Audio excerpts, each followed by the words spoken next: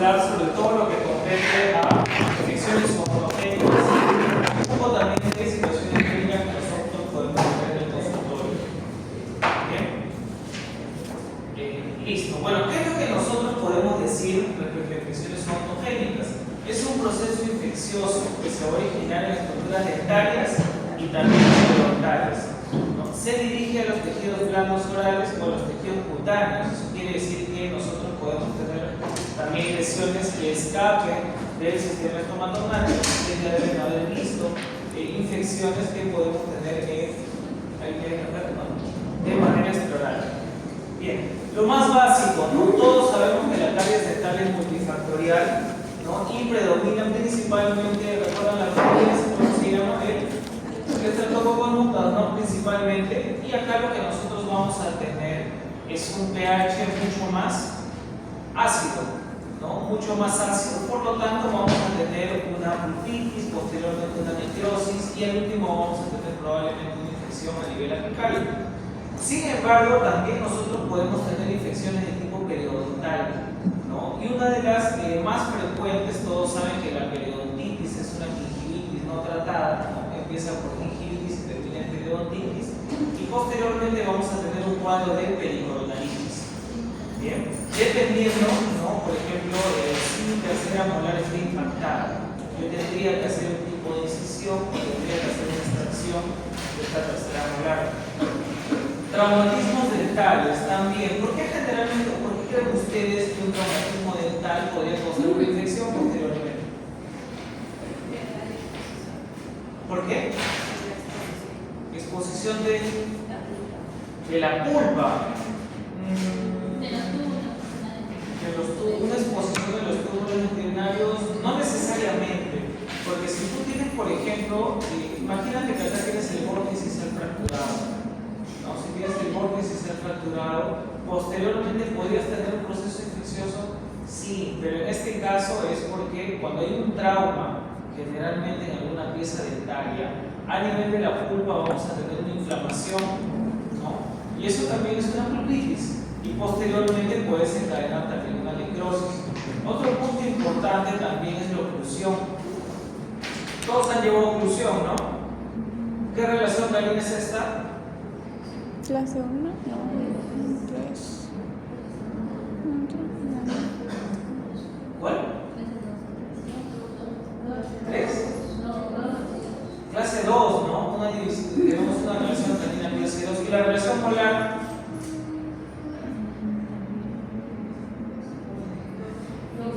También, ¿no? Es una relación clase 2. Si ustedes ven, los incisivos están vestibularizados y los laterales paralelizados. Por lo tanto, es una maloclusión clase 2. ¿De qué tipo? ¿Han visto subdivisiones de maloclusiones? ¿No han visto subdivisiones? O sea, ¿han visto maloclusiones? Sí. Ya, por ejemplo, ¿han visto maloclusión? Tenemos clase 1, clase 2 y clase 3. Pero de la clase 2, ¿han visto subdivisiones de maloclusiones? Ya, bien, ya me parecía extraño, ya tenemos, claro, tenemos 2. ¿Por qué es importante esto antes de darle la respuesta? Porque nosotros podemos tener también un trauma oclusal, ¿no? Si nosotros tenemos un punto de contacto prematuro, ese punto de contacto prematuro también puede tener problemas periodontales, ¿no? Y por lo tanto podemos tener también recesiones. ¿Todas las recesiones gingivales se cubren con una resina? No, dependiendo del tamaño. En algunas ocasiones tenemos que colocar un injerto. Pero acá podemos tener maloclusiones y las maloclusiones nos pueden causar también problemas periodontales. ¿Han visto las maloclusiones clase 2, no? ¿De qué tipos? ¿Están practicando para darle talentos? ¿Qué es la música? ¿O es de una casa? Ah, es de abajo, ¿no? Fuerte. ¿Van a participar? ¿Sí? ¿Van a bailar o qué van a hacer? ¿Vas a cantar? A capela. A capela. Maloclusión clase 2. ¿Qué tipos hay? Ya, bueno, está bien ya. Tenemos maloclusiones clase 2, de tipo 1 y de tipo 2, ¿no? ¿Cómo es la de tipo 1? ¿Cómo es la maloclusión de tipo 1?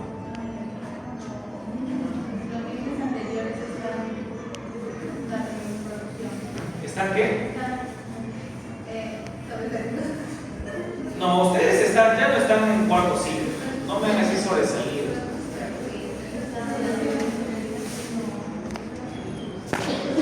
Porque sí, se los deben haber enseñado. No creo que no hayan enseñado eso. ¿Cómo está? ¿Qué tal? Ya tenemos tipo 1 y tipo 2, ¿no? La tipo 1 tenemos los incisivos, sobre todo los incisivos centrales. ¿Cómo está? ¿Cómo está?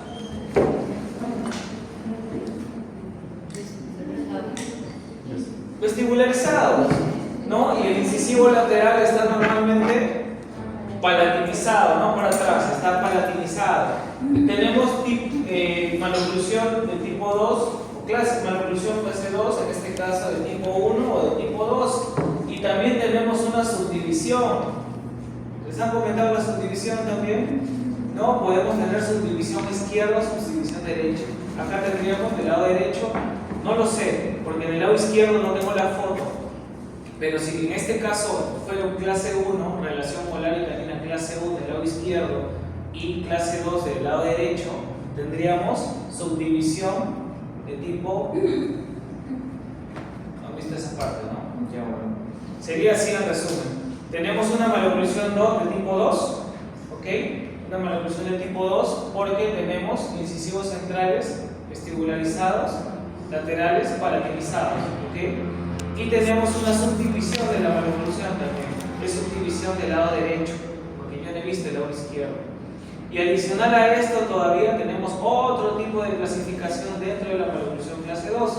Puede ser también de tipo 1 y de tipo 2 por la desviación de la línea media. ¿Bien? Yo ahorita no los voy a marear con eso, que voy a seguir, pero es importante que sepan que tenemos clasificaciones en las maloclusiones de tipo 2. Ok, podemos tener también causas por vía retrógrada. Acá, por ejemplo, en este tipo de corte tenemos el seno maxilar que está infectado, ¿no? Normalmente en situaciones clínicas, cuando ya tenemos senos maxilares que no están como cavidades huecas, sino ya están con material purulento o hay infección, tenemos también radiografías para poder tomar algunos exámenes. Por ejemplo, ¿qué tipo de radiografías ustedes conocen para poder ver senos maxilares? Pasa. Una panorámica, pero otra más. Una tomografía sí sería más exacto, pero ¿qué tipo de radiografías podríamos tomar para ver senos maxilares?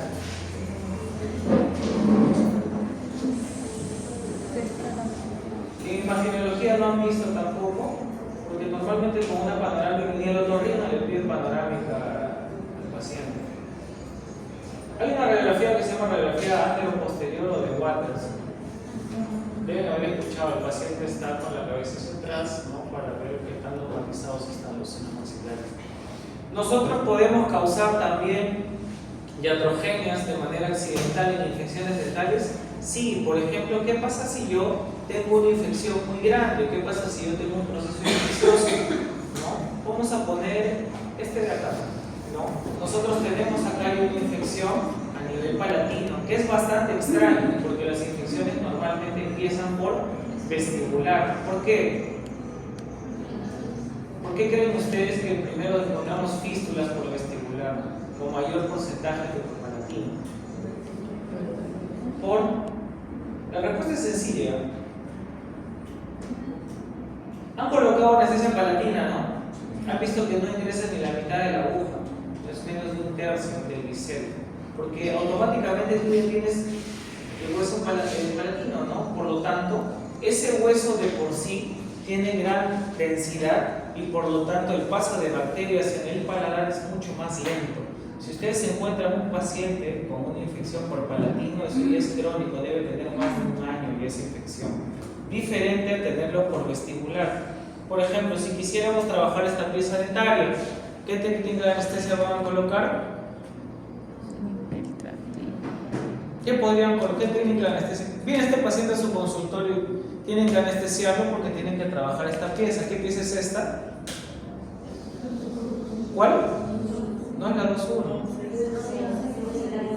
La 6.1, ¿no? La 6.1 que tiene una restauración, que está en mal estado, hay bacterias y por lo tanto tenemos una infección, tenemos una fístula. Bien, entonces si viene este paciente a su consultorio, ustedes tienen que anestesiarlo. Sí. ¿Qué técnica de anestesia van a hacer? ¿Cuál? Nasopalatina. ¿Qué técnica de anestesia vamos a usar en este paciente?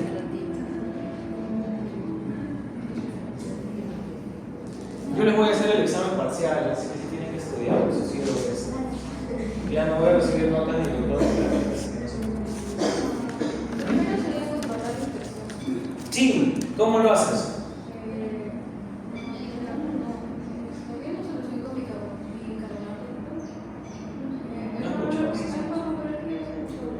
Ya, pero exactamente qué es o qué usa. Para empezar, si viene ese paciente a su consultorio, ¿lo pueden anestesiar o no? No. ¿Por qué? Sí, ¿y dónde va? ¿Qué técnica de anestesia? Por eso utilizan acá. Una intrapulpar. Y un intrapulpar tendrá que colocarle acá para acceso a la cámara. Puedes colocarle palatino, sí, pero va a tener dolor igual. Tienes que colocarle una anestesia infiltrativa o supraperióstica. Pero ¿cuál es el problema acá? Nosotros, ¿dónde aplicamos la anestesia infiltrativa? ¿En qué zona? En el fondo de surco, y acá no hay fondo de surco. Entonces, ¿qué puedes hacer? Porque si tú anestesias, automáticamente vas a diseminar la infección. ¿Qué haces? ¿Cómo haces en su casa? Tienes que hacer una incisión, tienes que drenar, porque si tú no drenas, tú le puedes dar a este paciente fármacos por 10 días, hasta un mes si quieres, y va a regresar igual. Tú tienes que drenarlo, ¿no? ¿Qué tipo de incisión haces acá? Una lineal, ¿no? Haces una línea, lo drenas. Lo mismo en el paladar. Haces una incisión lineal, drenas, y tienes que medicarlo, porque la endodoncia en este diente nunca va a parar de supurar si es que no drenas la lesión. Bien, por eso es importante que ustedes también reconozcan algunas situaciones para que no cometan errores. Ustedes acá infiltran, diseminan la infección y ese paciente al día siguiente va a estar con la cara hinchada. Cuadros de pericoronaritis también. Podemos tener inflamación, como en este caso, pero la pieza dentaria puede estar impactada, puede tener caries y ya puede tener una infección. Por lo tanto, nosotros vamos a tener dos fases dentro de la infección, una aguda y una crónica. Dentro de la infección aguda vamos a tener principalmente bacterias aerobias y las bacterias anaerobias ya van a ir a la fase crónica. Si yo les pregunto, ¿cuáles son más agresivas, las aerobias o las anaerobias? Las anaerobias, ¿no? Las anaerobias. Sin embargo, cuando tenemos el avance del proceso infeccioso, nosotros ya vamos a tener en este caso una microbiota mixta, ¿no? Tanto con bacterias anaerobias como anaerobias como aerobias. Respecto al porcentaje de bacterias que nosotros podemos encontrar en promedio, tenemos el 50% en anaerobios y en aerobios el 6%. Esta flora es mixta, el 44%, pero miren, son principalmente anaerobios, ¿no? Anaerobios. Ahora, respecto a la cantidad de bacterias o los tipos de bacterias que podamos encontrar, tenemos principalmente el Streptococcus mutans, y en aerobios tenemos la velonera, que sí es un poco negativo, principalmente de estos dos. Este es el que se encuentra en mayor porcentaje, ¿no? Y respecto a las etapas que nosotros podamos tener, las etapas clínicas de la infección, primero obviamente va a haber una inoculación, va a haber una contaminación de la zona y posteriormente va a haber un cuadro agudo, clínico, terminando con la resolución del cuadro dependiendo también si es que se trata o se trata del cuadro. Por ejemplo, podemos tener dos situaciones. Podemos tener a nivel periapical la formación de un absceso o la formación de un granuloma periapical.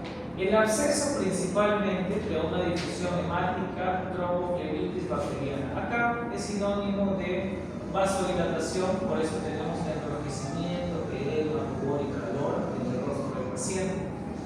Fistulización y una fístula mucosa cutánea, que casi siempre el paciente les va a decir: doctora, tengo acá, ellos mencionan casi siempre, tengo un granito acá, y encima son graciosos porque le dicen, yo lo reviento y luego se vuelve a formar. Siempre pasa eso, entonces eso ya posteriormente va a ser crónico y podemos tener ya otro cuadro que puede ser una celulitis facial si es que no se trata de este absceso que podemos tener, esta fístula que podemos tener a nivel de la mucosa. Ahora, ustedes están llevando endodoncia, ¿sí? Por ejemplo, vamos a ver acá. Si nosotros tuviéramos este caso, vamos a suponer este caso de acá.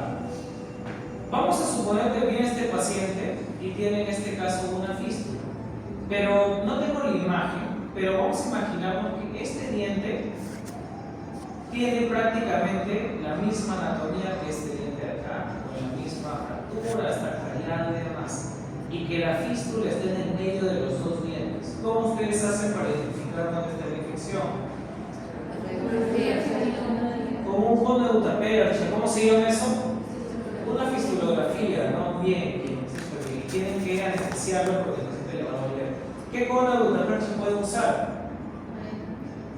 Sí, más o menos. No vayan por el error del papel, ¿no? Luego, si este absceso no es tratado, nosotros podemos pasar a otro cuadro. Podríamos tener la presencia de un granuloma periapical, que ese sí va a desencadenar un quiste, y por lo tanto vamos a tener exodoncias asociadas a esta lesión, similar a los osteomelitis. Los osteomelitis, el término, ¿sí lo conocen? Es la infección y la inflamación de los maxilares, de los huesos maxilares. ¿Cuál es el problema acá? Principalmente al haber tejido purulento, al haber necrosis del tejido óseo, el paciente en muchas ocasiones no solamente pierde la pieza que está asociada al cuadro osteomelitis, sino los maxilofaciales necesitan prácticamente limpiar toda la zona del cuadrante. Entonces a veces el paciente pierde la pieza 8, pieza 7, pieza 6. Es bastante complicado. Esto sí se trata de quirófano, ¿no? El paciente tiene que estar con una situación profunda. Este es un cuadro comparativo, ¿no?, entre edema, celulitis y absceso.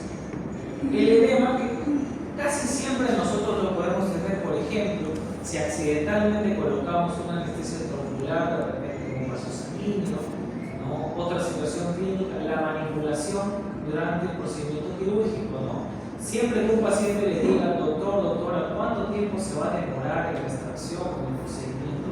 Siempre den un tiempo referencial. Bien, nunca le digan, no, 5 minutos, 10 minutos, acabo de llevar mi curso, yo estoy recontra actualizado, porque en este caso pueden tener inconvenientes durante la cirugía, ¿no? El tiempo siempre va a ser relativo, trate de no dar un promedio exacto, porque el paciente se pone bastante ansioso. Ahora, podemos tener un cuadro de celulitis facial también, es mucho más grande.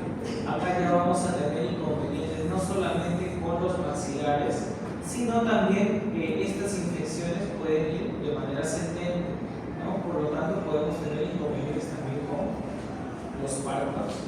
Respecto a los abscesos, ¿no? Los abscesos, a diferencia del edema y la celulitis, no, del edema, el absceso y la celulitis en muchas ocasiones nosotros lo podemos drenar, ¿no? Tenemos que hacer un drenaje. Por ejemplo, en un absceso, si yo tuviera una fístula, tengo que hacer una incisión. Si yo tuviera, por ejemplo, un paciente con una celulitis facial, ese paciente muchas veces no lo voy a tener en consulta privada, no tiene que ser derivado al hospital, porque hay que colocar en algunas situaciones un catéter para que empiece a drenar ese tejido.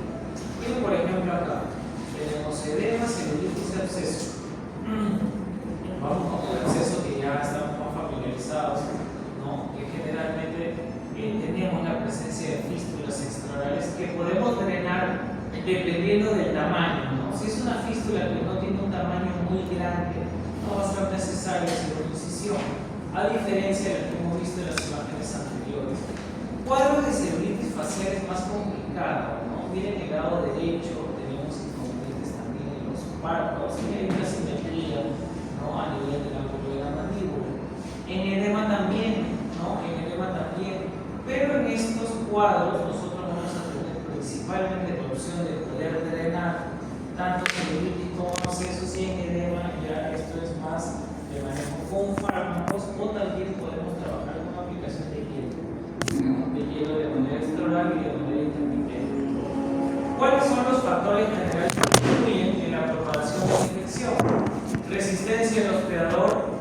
acción del tratamiento y el agente microbiano.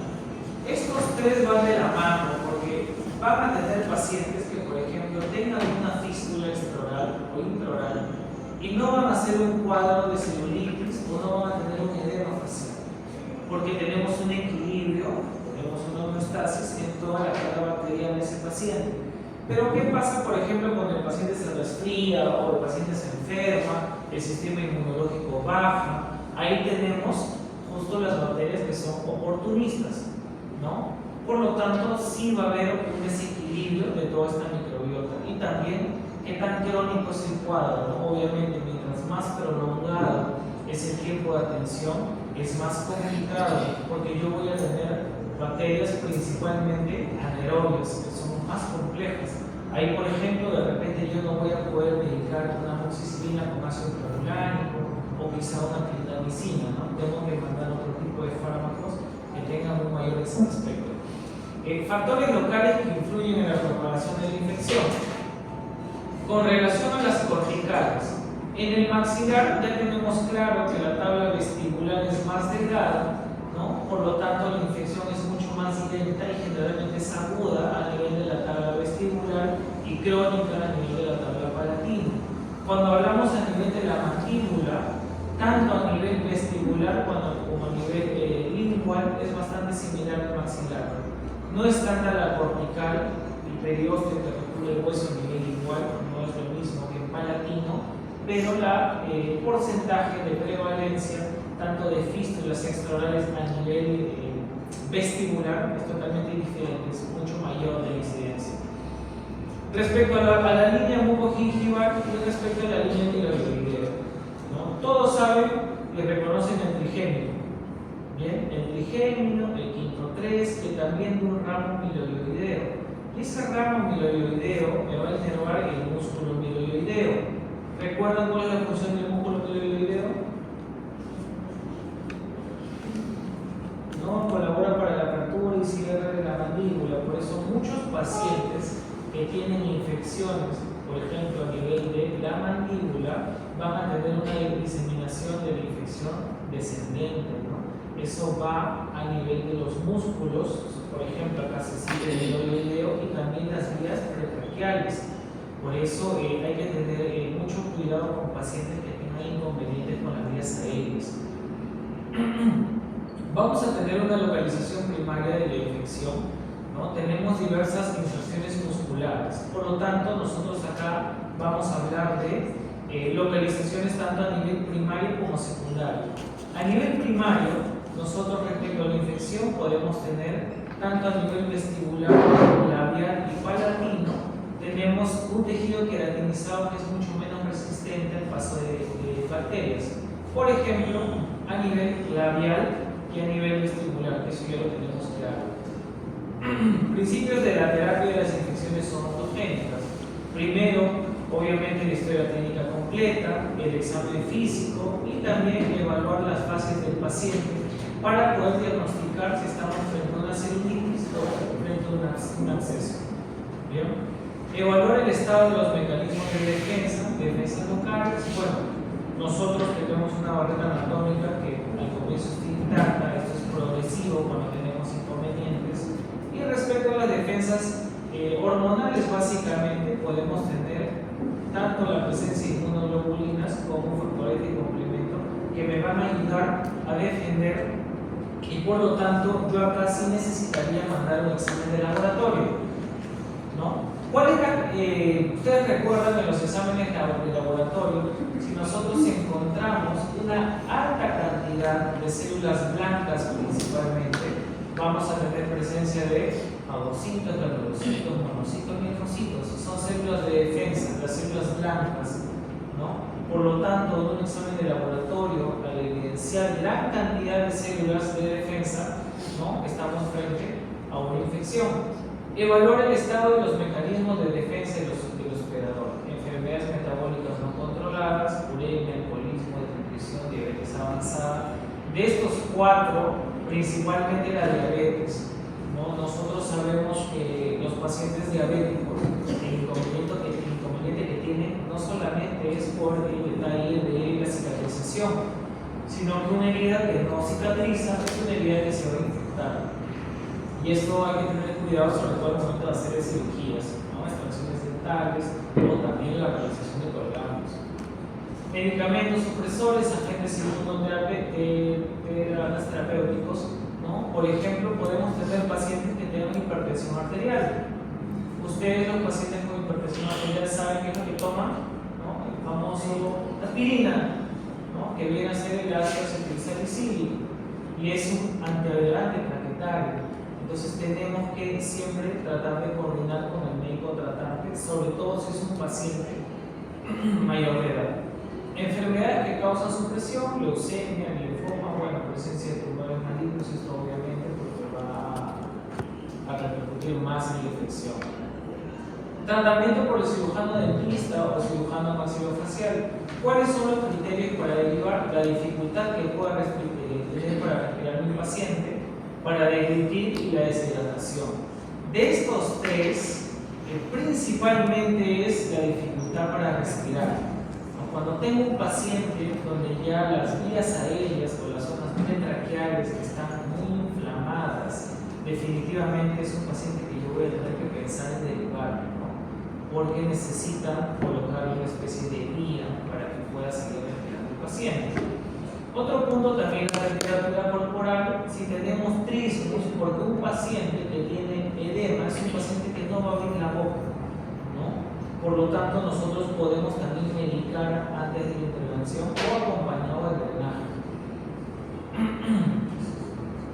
Bien, entonces nosotros, y esto es un repaso porque esto lo hemos visto en otros años, podemos tener espacios faciales primarios y secundarios. Cuando tenemos una infección principalmente aguda, vamos a tener las zonas o las fascias primarias. Por ejemplo, a nivel del maxilar superior tenemos la zona bucal y la zona del canino. Ustedes saben que tenemos un músculo que se llama el músculo canino.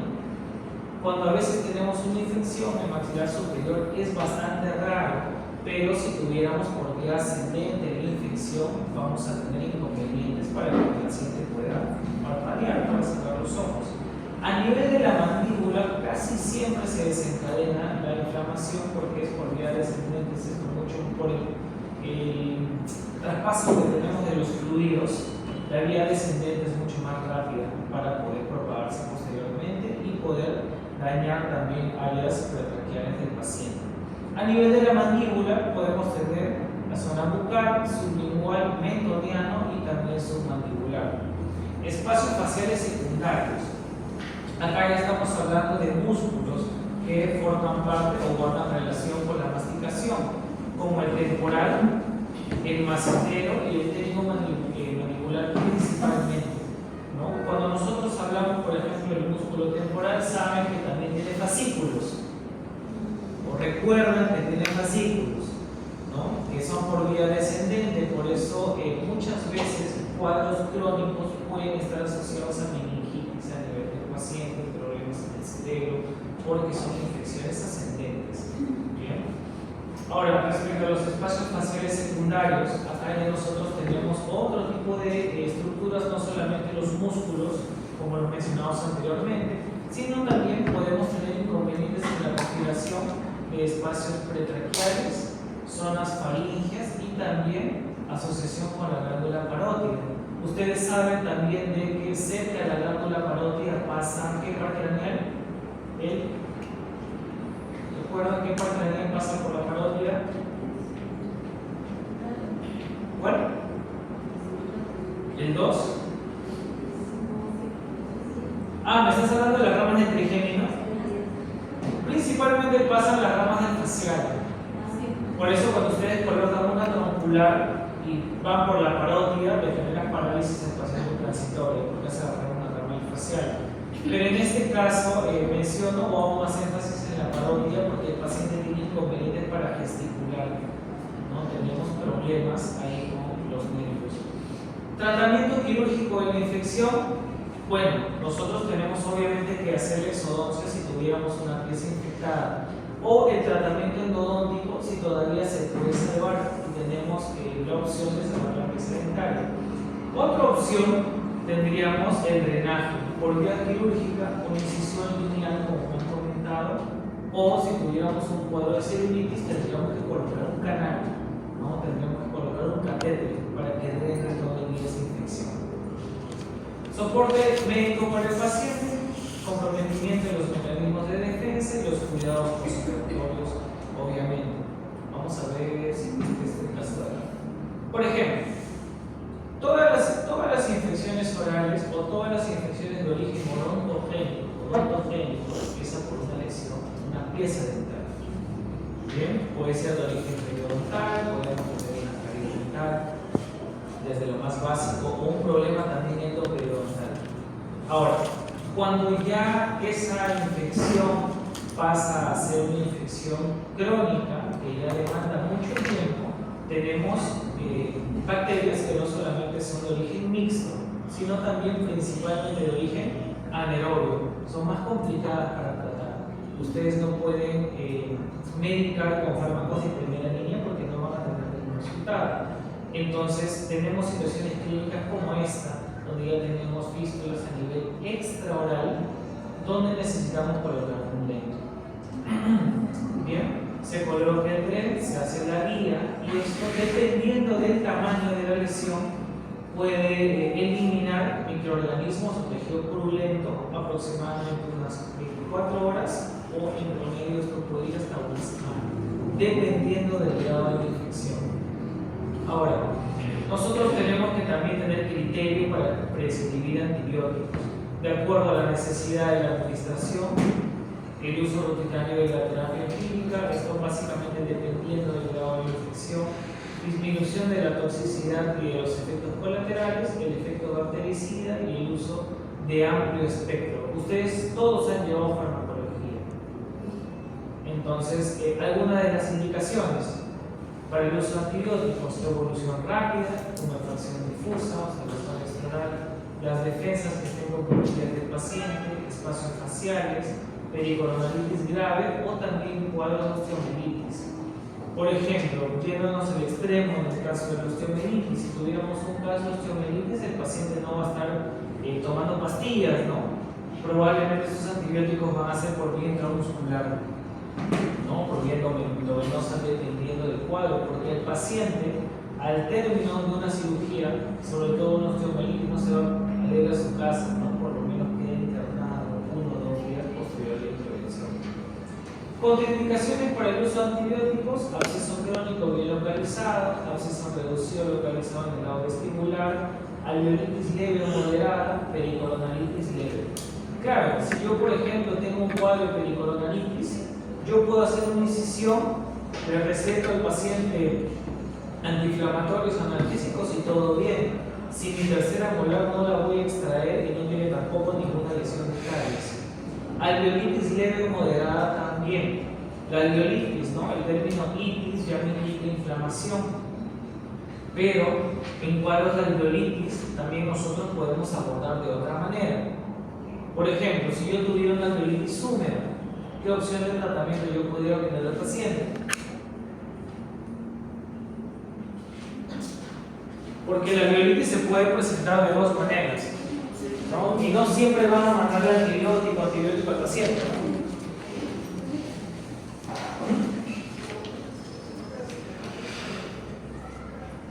Sí.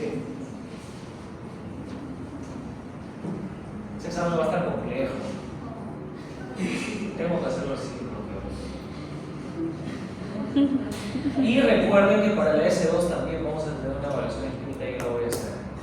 En la parte práctica ya es otra historia, pero conmigo va a ser evaluaciones escritas para poder ver cómo están, ¿sí? Porque no pueden pasar porque no vamos a estar entendiendo las cosas básicas.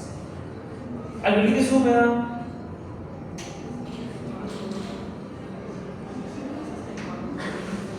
Ok, si hay una alveolitis húmeda, tienes un coágulo, ¿cierto? Ok, si tienes un coágulo, entonces, y el paciente tiene la alveolitis húmeda, ese coágulo está infectado. Bien, entonces, ¿qué es lo que tendrías que hacer ahí, por ejemplo? Por eso, quiero hacer énfasis acá porque son cosas que les va a pasar. ¿Raspas el coágulo?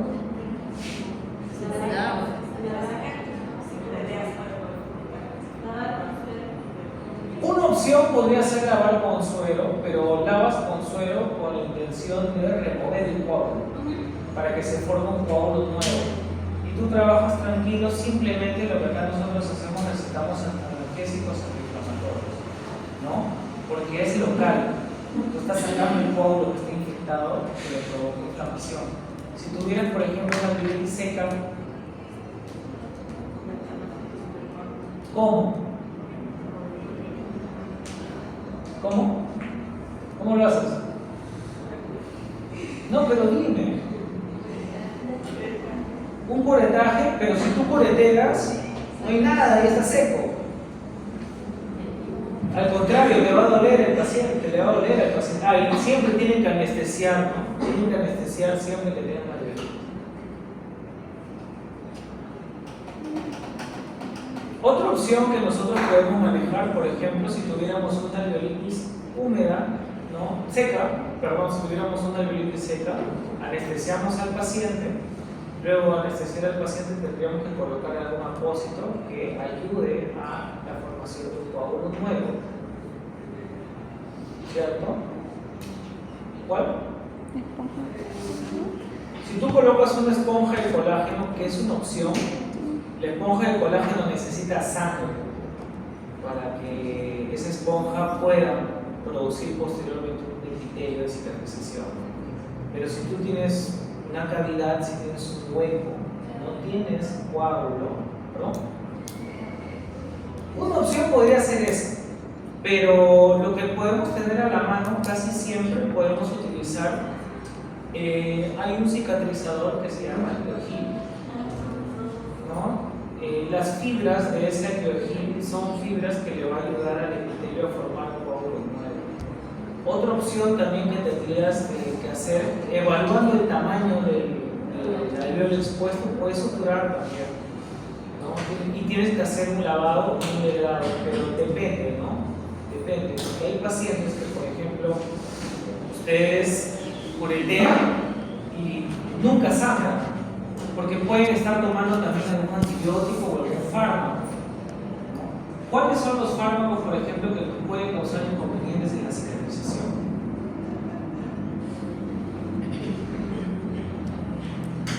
Yo les estoy haciendo un recordatorio de sus últimos 3 años, por eso les pregunto. ¿Cuáles fármacos ustedes conocen que son antiagregantes plaquetarios? Por lo tanto, que van a hacer que no coagule el tejido. Ok, uno podría ser. Otro, tenemos también, y lo mencioné hace poco, el ácido acetilsalicílico, ¿no? Y sí está demostrado también que los anticonceptivos sí causan inconvenientes en la coagulación. Yo se lo digo porque personalmente a mí me pasó con una paciente. Yo extraje 4 premolares, suturé y me llamó después de 3 días, me llamó súper tarde, me había llamado como a las 12, ¿no? Me pareció extraño y tenía un montón de dolor, un montón de dolor, porque yo estoy en clínica y ella me comentó que no tomaba nada, ¿no? Y ya después conversando con ella, porque tenía expuestos los alveolos, ¿no? Ella me comentó que sí estaba tomando otro tipo de pastillas como anticonceptivos.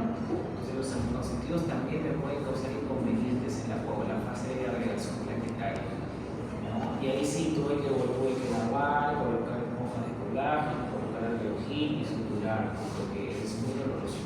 El hueso está expuesto.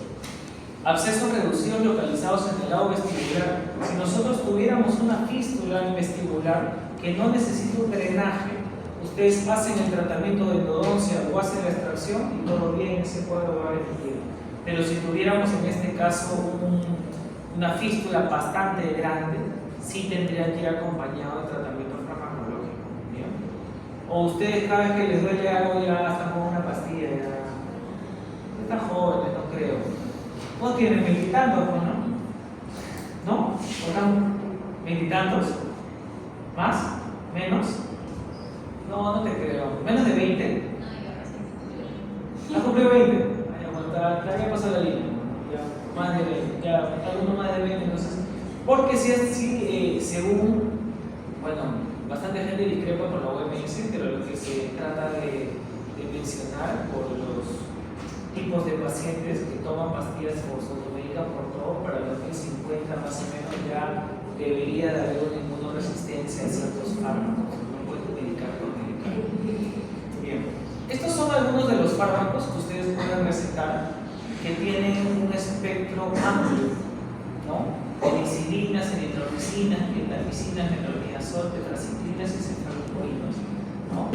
Dependiendo de ello, puede ser la administración vía oral. Si he hecho una incisión, por ejemplo, y necesito medicarlo, yo podría recetarle a mi paciente algunas penicilinas cada 8 horas por 5 o máximo 7 días, no sé en qué caso estuviéramos hablando de antibióticos. Diferente ya sería si yo estoy tratando metronidazol, tetraciclinas, cefalosporinas, que son fármacos de amplio espectro, que están principalmente indicados cuando vamos a trabajar cuadros, por ejemplo, de una sinusitis facial, ¿no? O deben haber escuchado la angina del útero, ¿no? Donde ya se invaden espacios anatómicos secundarios que comprometen la vida del paciente. Indicaciones, en este caso, para un antibiograma. ¿Dónde les voy a explicar eso? Diseminación rápida, infección postoperatoria, cuando no responden al tratamiento convencional, cuando es recidivante, cuando la infección vuelve a aparecer, dependiendo cómo estén las defensas del hospedero, si tengo cuadro de osteomielitis o sospecha de actinomicosis. ¿Qué quiere decir esta diapositiva de acá? Muchas veces nosotros podemos también hacer un estudio anatomopatológico, ¿no? Por ejemplo, si yo tuviera un paciente con una celulitis, se hace el drenaje, remite el cuadro y posterior a 1 o 7 días o incluso 10 días el cuadro vuelve a inflamarse, yo necesitaría hacer un cultivo y por lo tanto pueden tomar también una biopsia de la muestra, por ejemplo acá ya he estirpado toda la lesión, pero por ejemplo podríamos también tomar una biopsia justamente para saber cuáles son los tipos de bacterias que están inmersas en esa lesión para yo saber exactamente qué medicar, ¿sí? Y saben también qué tipo de biopsia se podría realizar, ¿no? ¿Qué tipo de biopsia podría realizar, por ejemplo, para una lesión de contenido líquido? Sí, tendrían que hacer una aspiración por aguja fina, tendrían que aspirar porque es contenido. ¿Eso iban a decir? Pero dilo, pues, muy triste cada todos los miembros. Sí, una aspiración por aguja fina porque es de contenido líquido, ¿no? A veces nosotros podemos también hacer cultivos para saber exactamente a qué tipo de bacterias nosotros nos enfrentamos.